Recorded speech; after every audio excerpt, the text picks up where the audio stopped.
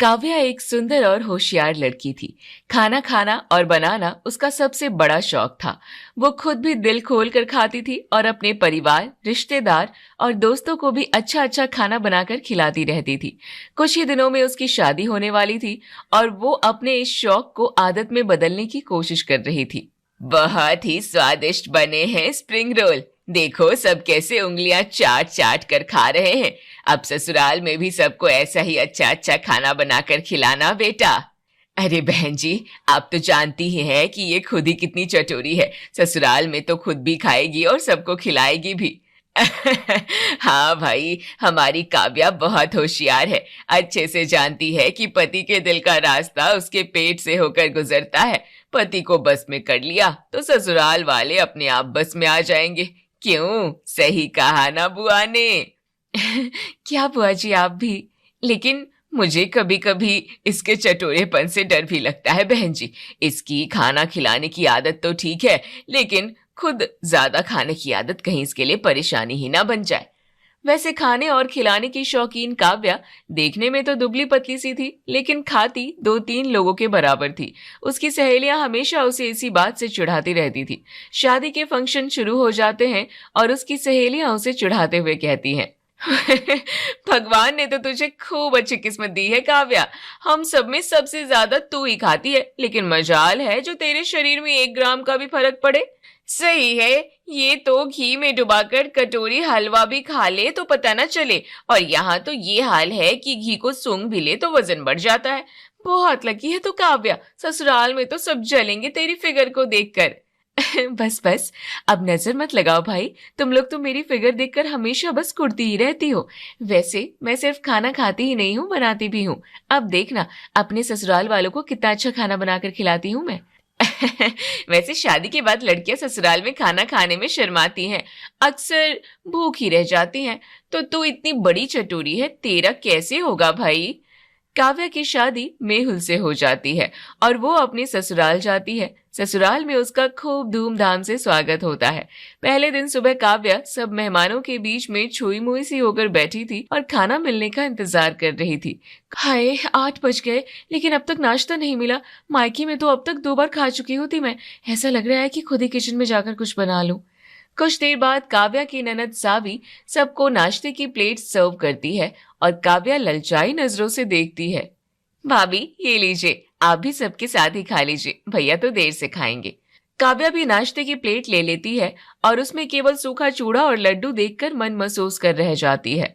ये तो वही बात हो गई कि खोदा पहाड़ निकला चूहा। मुझे तो लगा था कि खाने में कुछ अच्छा होगा, लेकिन ये तो खैर खा लेती हूँ, वरना ये भी कहीं हाथ से निकल ना जाए। एक एक करके सारी रस्में पूरी होती है और सारे मेहमान भी लौट जाते हैं। बस बुआ सास मानसी कुछ दिन के लिए रुक जाती है। 4 दिन बाद, बहू, आज हम तुमसे चूल्हा पूजन और रसोई की रस्म करवाएंगे। तुम्हें जो भी अच्छे से बनाना आता हो वो बना लेना। वैसे तो तुम्हारे खाने की बहुत तारीफ सुनी है हमने, बस अब इंतजार है तुम्हारे हाथ का खाना खाने का। क्या बनाने वाली हो तुम? इन्हें क्या पसंद है मम्मी जी? तुम्हारे ये तो खाने में बहुत चूजी है भाई, बस पेट भरने के लिए ही खाना खाता है वो तो। उन्हें तो खाना खाना मैं सिखा दूंगी। मेरे हाथ का खाना खाएंगे तो वो भी मेरी तरह खाने की शौकीन हो जाएंगे। 4 दिन से सादा खाना खा रही काव्या के हाथ में किचन आते ही वो खुश हो जाती है। पूजा होने के बाद वो खाना बनाने लगती है और मन में सोचती है, आज तो मैं सारी चीजें अपनी पसंद की ही बनाऊंगी। ऐसा लग रहा है जैसे कितने दिनों से खाना ही नहीं खाया है मैंने। पालक पनीर, वेज कोफ्ते, दाल फ्राई, रायता। हाय हाय हाय, सोच कर ही मेरे मुंह में पानी आ गया। आज तो दिल खोल कर खाऊंगी मैं। काव्या सारी चीजें बना लेती है, फिर मालती को किचन में बुला कर लाती है और सारी चीजें दिखाती है। किचन प्लेटफॉर्म पर करीब 8-10 चीजें बनी देखकर मालती हैरान रह जाती है। ये कितना सारा खाना बना लिया है तुमने बहू। हम 7 लोगों के लिए तुमने तो पूरे मोहल्ले जितना खाना बना लिया है। सादा कहाँ है मम्मी जी, मैं तो और भी चीजें बनाने वाली थी, लेकिन खाना खाने का समय हो गया था, इसलिए नहीं बना पाई। ठीक है बहू, चलो अब तुम और सावी मिलकर सारी चीजें टेबल पर रख दो, मैं सर्व कर देती हूँ।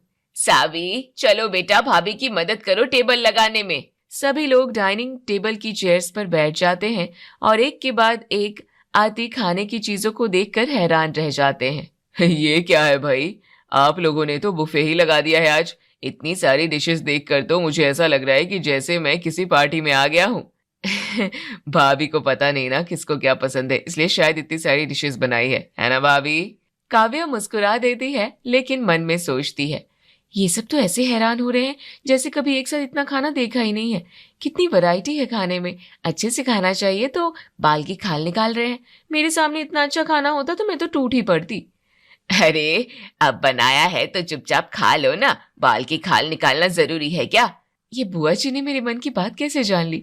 कहीं बुआ अंतर्यामी तो नहीं है? हंसी मजाक के बीच खाना खत्म होता है और आखिर में काव्या और मालती खाना खाने के लिए बैठती है। मम्मी जी, शाम को मैं सबके लिए मोमोज बनाऊंगी, फिर रात में चाइनीज, चलेगा ना? शाम का और रात का बाद में सोचेंगे बहू, पहले ये सोचो कि इस बचे हुए खाने का क्या करना है। कितना सारा खाना बचा है। बचे हुए खाने को हम बाई को दे देंगे ना मम्मी जी, वो भी खुश हो जाएगी। नहीं बहू, बाई तो अब कल सुबह ही आएगी।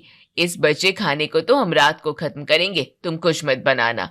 हाय, आज तो मुझे मोमोज और चाइनीज खाने का कितना मन था, अब यही खाना खाना पड़ेगा। सोचते सोचते काव्या अपनी प्लेट में एक साथ ढेर सारा खाना भर लेती है और जल्दी जल्दी खाने लगती है। आराम से खाओ बेटा, एक एक करके प्लेट में चीजें लेती, देखो पूरी भर गई है। कोई बात नहीं मम्मी जी, मुझे ऐसे ही खाने में मजा आता है। काव्या एक साथ खूब सारा खाना खाती है और मालती उसे हैरानी से देखती रह जाती है। थोड़ी देर बाद सब हॉल में बैठे होते हैं तो सावी वहां आकर कहती है, मम्मी, बुआ जी कल से मेरा कॉलेज और ट्यूशन शुरू हो जाएगा और फिर मैं बिजी हो जाऊंगी। आज शाम को हम 56 दुकान चलते हैं, भाभी और बुआ जी को वहां की पानी पूरी खिलाते हैं। कुछ ही देर पहले ठूस ठूस कर खाना खा चुकी काव्या ये सुनकर उछल पड़ती है और मालती के कुछ भी कहने से पहले खुश होकर कहती है, पानी पूरी? मेरे मुंह में तो पानी ही आ गया। मैं तो भेल भी खाऊंगी और मैंने सुना है कि वहां के पेटीज भी खूब टेस्टी होते हैं, मैं वो भी खाऊंगी।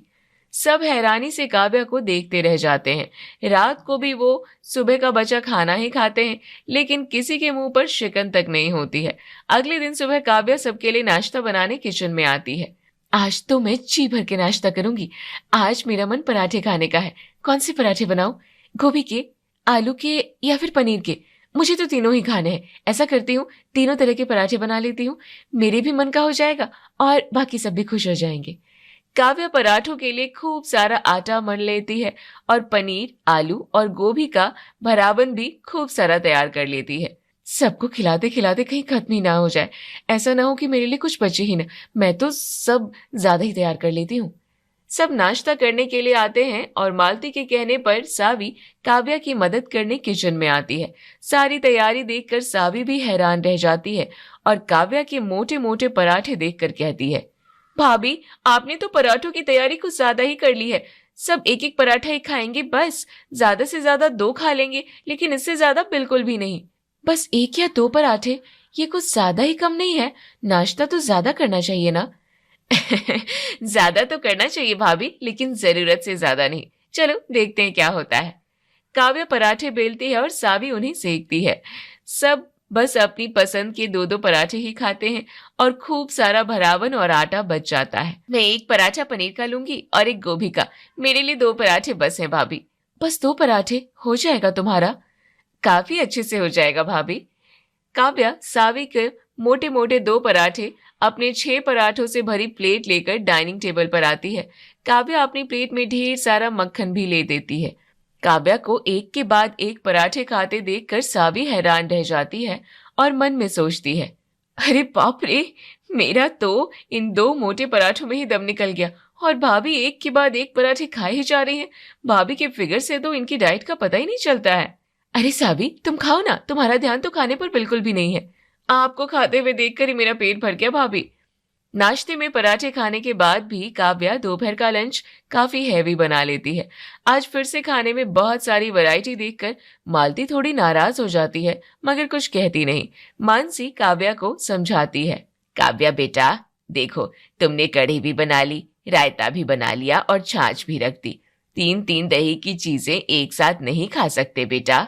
और कढ़ी बनाई थी तो फिर दाल क्यों बना ली तुमने? आगे से दोनों में से कुछ एक ही बनाना। सब्जियां भी 3 ना बनाकर एक ही बनाती बेटा। सुबह इतने हैवी पराठे खाकर अब इतना लंच कौन कर सकता है भला? लेकिन आज मेरा मन दाल और कढ़ी दोनों खाने का था। सब्जियां भी मेरी सारी पसंद की ही हैं, कोई खाए या ना खाए मैं तो सब खा लूंगी। आज भी ढेर सारा खाना बचता है जो रात को भी खाया जाता है। कुछ खाना फिर भी बच जाता है जिसे दूसरे दिन मालती बाई को दे देती है। अब हर दिन ऐसा ही होने लगता है और खाना या तो वेस्ट हो जाता है या बाई के हिस्से आ जाता है। एक दिन, मम्मी जी, आज मैं नाश्ते में कचौड़ियाँ बनाऊं?